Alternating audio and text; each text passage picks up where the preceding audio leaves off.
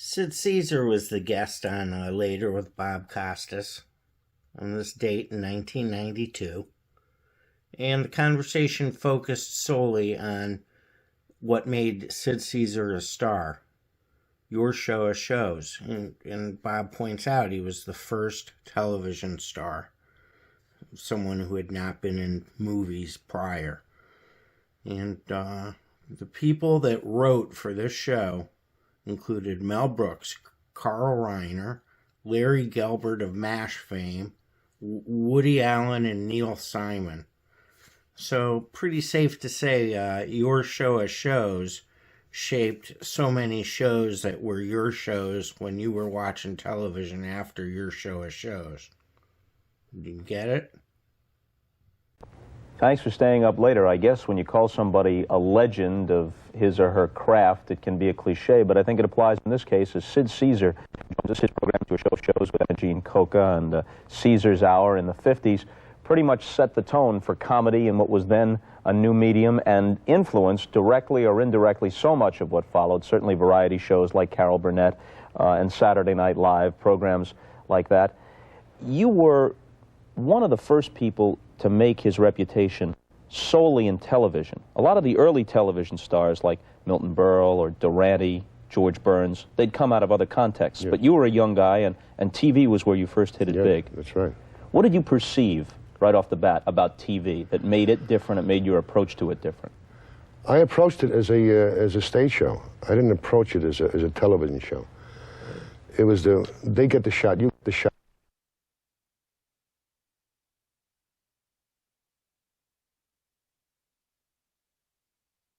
A genius of a man. I mean, he was a tremendous producer, director, and a pretty good writer, and but a wonderful man, and he influenced all this. Excuse me. But I approached it as a stage show because that's what we wanted to do. We wanted to give the feeling of a first act of a Broadway show, and there were no cue cards, there were no teleprompters. It was all. Because if you look at somebody in their eyes, then you can, instead of going, I'll tell you what I'll do. I'll tell you, we'll come down there, and then we'll see you later. This way, you understand, you believe what I'm saying. Because if I'm looking in your eyes, and this is how an actor rapport with another person, is through the eyes. You got to get that. You were one of the first to satirize other television shows. So I guess at some point it dawned on you fairly early in the medium's history that this was becoming part of the culture, would be in everybody's frame of reference. In a way. Because we were in I didn't single it out and go, that's it. No. I would go, like, I went to see a Japanese movie. I said, why can't we do this? We didn't realize that nobody had seen Japanese movies. But it was funny in itself because it sounded funny, it looked funny, and it was funny. But we would do all kinds of things that were right up to date. You did a thing that I've seen replayed a few times, a takeoff on what was then a very popular show, This Is Your Life. Oh, yes. And you were like weeping, and they would bring out one ridiculous guy from your past after another. You know, Uncle Goop or something. Uncle Goopy, yeah. Hello, Al. Remember me? I used to encourage you. I helped you in those desperate years when you needed help. Uncle Goopy!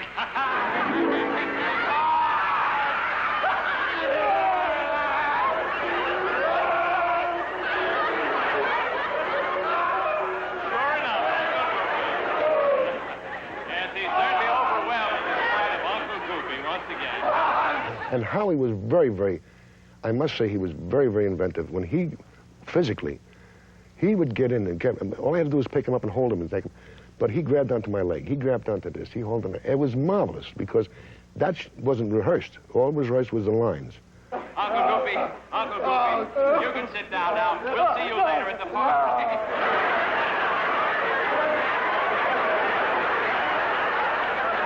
What was the best thing that ever came out of an improvisational situation where it looked like it was all going to go to hell and you or someone else saved it? And what was the worst disaster? Well, you can't say what was the worst and what was the... I remember a couple of things, but I don't know if they were the worst or the best. I was doing a scene with Imogene on From Here to Obscurity. And we were supposed to be sitting on the beach. We had rear projection. And we had the stagehands throwing the water to make, to show us the surf. And they would throw the water up. And I said, make it warm water, because, you get... Cold water, you get shocked. Oh, don't worry, it can be warm water, and have everything. But they let it stand too long, and it got cold. So we were doing the scene, and we were in our bathing suits and stuff. And boom, the water came, and boom. And then, now they had no intervals, because I said, just, every once in a while, throw up like a wave. And they said, well, we got to keep this thing moving, So we were talking, we were getting drowned by all these water. And Imogene swallowed, I saw she swallowed a lot of water, and she couldn't talk. And I don't breathe that anymore. Kind of rough tonight, ain't it? You've had several people who wrote for you on the show. Mel Brooks, Carl Reiner, Larry Gelbart has been here. Neil Simon has been here. I was so lucky to get these men. I mean, they're all geniuses. They're all, tops in their field. I can't remember which one of them told me this story, but it was about a situation where you were an attorney and you were arguing, and the jury foreman gives the wrong verdict. Yeah. And you just improvised it into something even better than what was scripted. We had to. What happened was I was doing a satire of Clarence Darrow during the trial. And he was supposed to say, we find the defendant guilty. And I was saying, you can't take this man, and he's a pillar of society. A man donates his time, his life to other people. You can't take this man and just toss him away and end his life now. It's impossible. You can't do it. You mustn't. I challenge you not to do it. And the guy was sitting like this, and he listened to me, I said, you cannot do it. You must not. And the judge said, have you reached a verdict? He said, we don't have to reach a verdict, Your Honor. We've all said now. We find the defendant not guilty. And I went, that's the middle of the sketch. We got another half a sketch to go. I went, you fool, don't listen to me. And we had to go. And that was it. There was another thing where you were apparently playing an opera star, and he's getting into makeup, almost a white face. And that was a satire on Pagliacci. And when he comes and he sits down and he sings the Arioso. Dee-da-dee. So I played, what we did, we put other songs in there because we couldn't learn the arias and stuff like that, so we put in a song. And I was putting on makeup, and I had a clown face on, and I had a little piece of a pencil, and I was supposed to put it on, and I made a line, and it broke, the pencil broke. And I looked around, there were no more pencils, so it was a paintbrush, and like a little eye makeup brush. So I took that, and I put it in the blank, and I saw the lines, because the pencil slipped, and I finished the line, and I was thinking,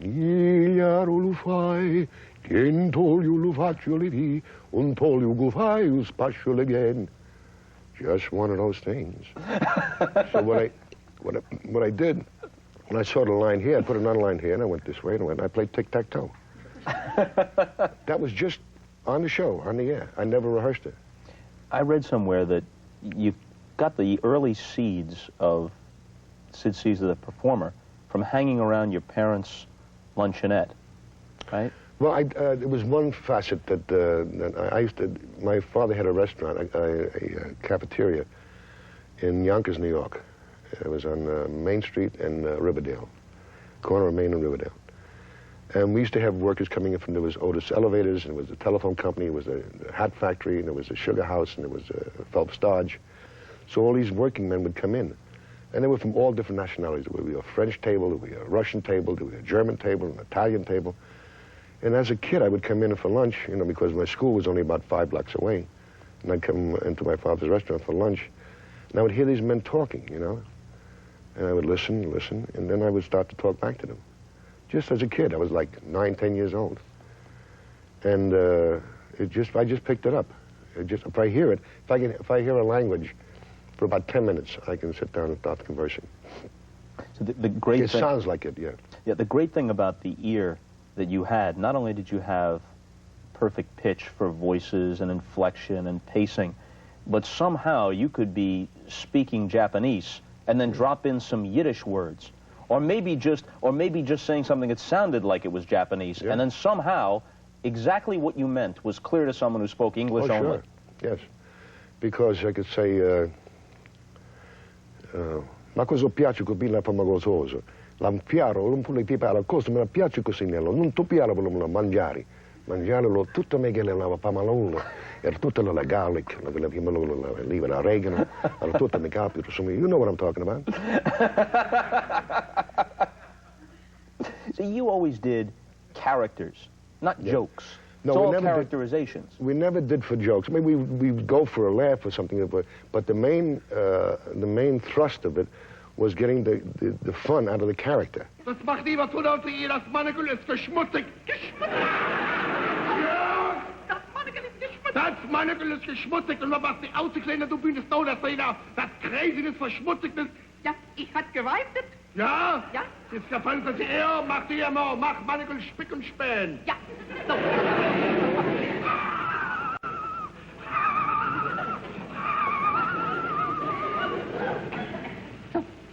Gut. Ach, das ist slippery from the saliva. It was making the character work for you, getting the situation to work for you instead of just the jokes. And finding, at least in most cases, a humanity in the character. It wasn't the material as much as it was the humor that came out of the humanity of the character. Right, because I always said, if you were going to watch, there's two men, right? One is on a big yacht, and the other guy's on a rowboat, right? He's rowing, and this yacht comes by and cuts that rowboat in half, right? Who are you going to stay with? You going to stay with the guy on a yacht, or you going to stay with the guy on the rowboat? The guy on a rowboat is much more interesting than the guy on a yacht. He don't even know he hit the boat. This guy saved up for this boat for years, right? He's going to go fishing, bang, that's it. He's in trouble. A man in trouble is funny. Oh, there's the conductor. They're going to start the overture. Oh.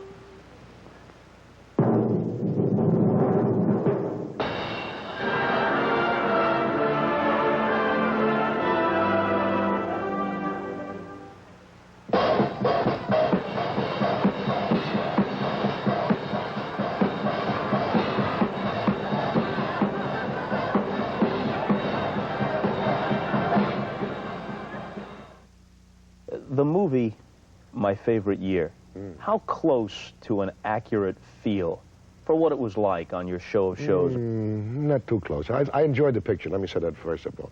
I thought it was a great picture and really funny and a good picture. But as far as the show of shows, and I thought Joe Bologna did a fantastic job. He really did a really good job. But as coming close to the show, and he did a great impression of me with the big shoulders and the cigar and all the other things, which is good. It looks a little like me. And he did a good characterization. But as far as the show is concerned, there was never, nobody ever wrote me a monologue and said, here it is. It was always, we always sat around and we talked about it and then did it. And again, as he said, we looked for jokes, or where could it go, what could we do? King's got to be taught. First comes the word, and the word was funny. The monologue stays, or I go. Si, maybe we can compromise. No compromise. Si Benson has his integrity, his pride. King does that monologue word for word, or I walk. I walk! What was it like in that room? Now, people get confused, and I don't want to get into a million distinctions that confuse them further. Your show of shows is kind of a generic term for everything Sid Caesar did, but actually there was the Admiral Broadway Theater before, and then after there was Caesar's Hour, which actually won more Emmys than your show of shows and had a slightly different cast of characters than that Fabre was in instead of Emma Jean Coca. I guess Larry Gilbart and Woody Allen didn't start writing for you until then. Yes, that's right. So there isn't one room with everybody together at one time, but there was a room with a lot of them. Oh, yes.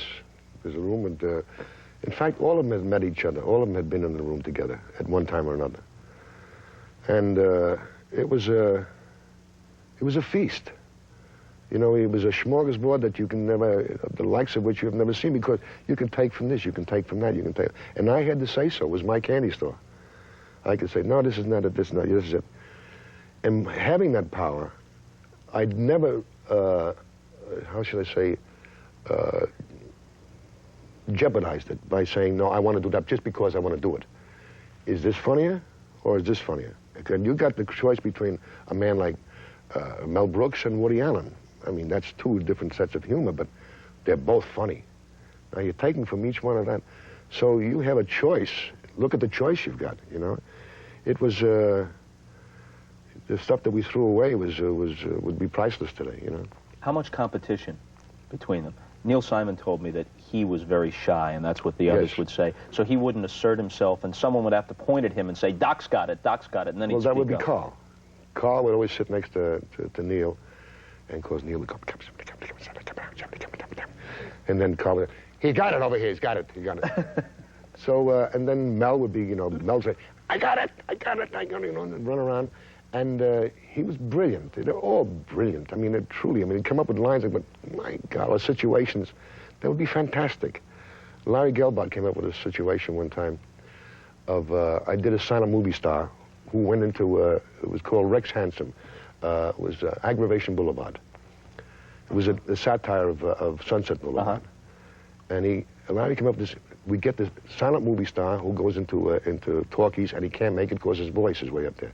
And I said, great. Look at today's variety. It better be important. It means your job. Movies talk, sound comes to the screen. Silent movies doomed. Well, what does this mean? What does this mean? It means a new era has opened up for motion pictures. We'll scrap this picture and make it over in sound. We'll hear the sound of hoofbeats. We'll hear cannons roar. We'll hear birds singing. Rex, my boy, Rex, do you realize what talking movies will mean for you? At last! At last, the world will hear me talk! The world will hear Rex Hansen talk! When that concept was laid down, then you see everybody pitch in. Everybody went, this, no, let's do it this way. There was an enthusiasm. Even though there were fights and back and forth and arguments, surely. But there was a lot of fun. There was a lot of laughing. And that's what kept you going.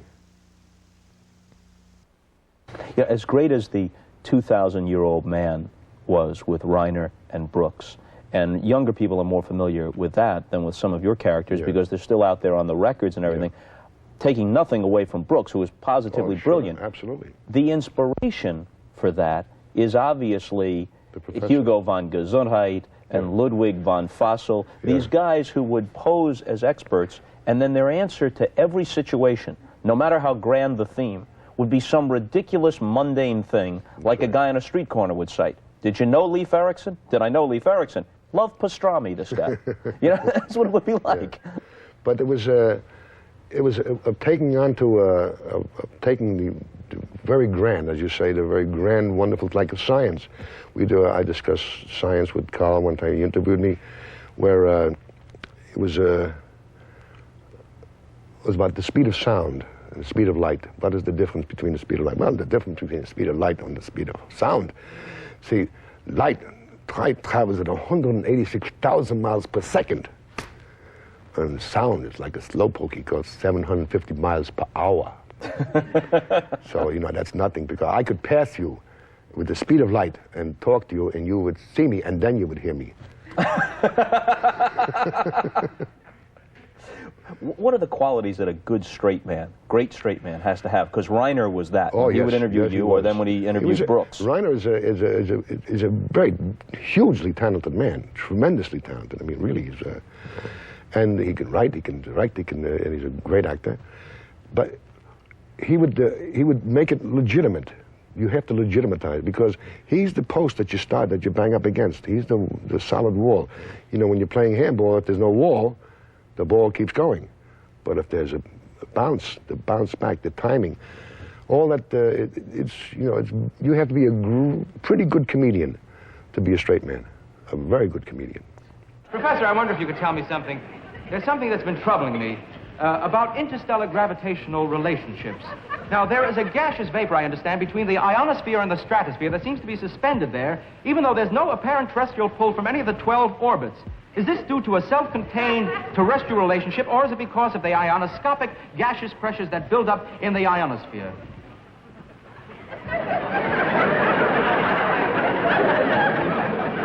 You think this is infected here?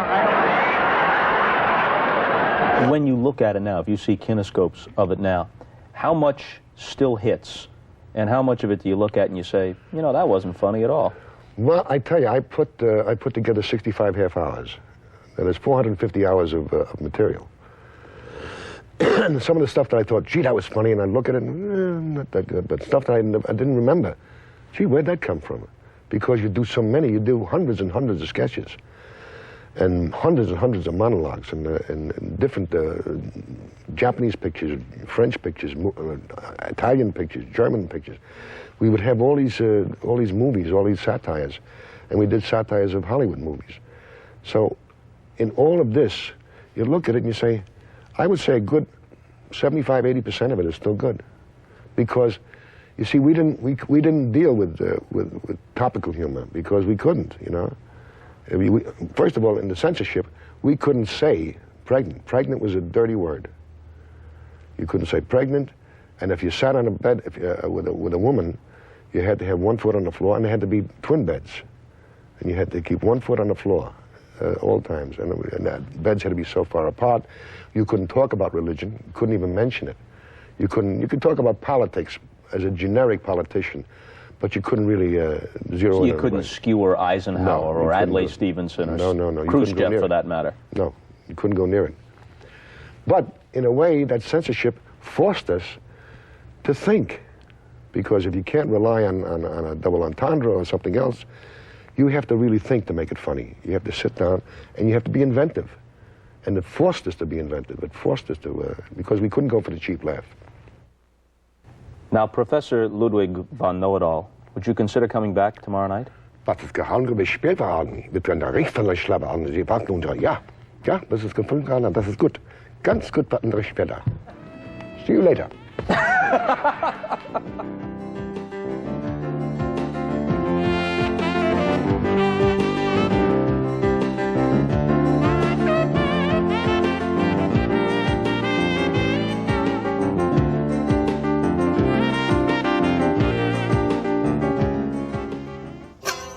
Thank you for watching Cleveland Live Music. I can't play a lick. That's why I'm a taper. Thanks for watching the channel and making it grow. If you want to subscribe, that'd be appreciated. Patreon and GoFundMe would be appreciated. Maybe I could get guitar lessons.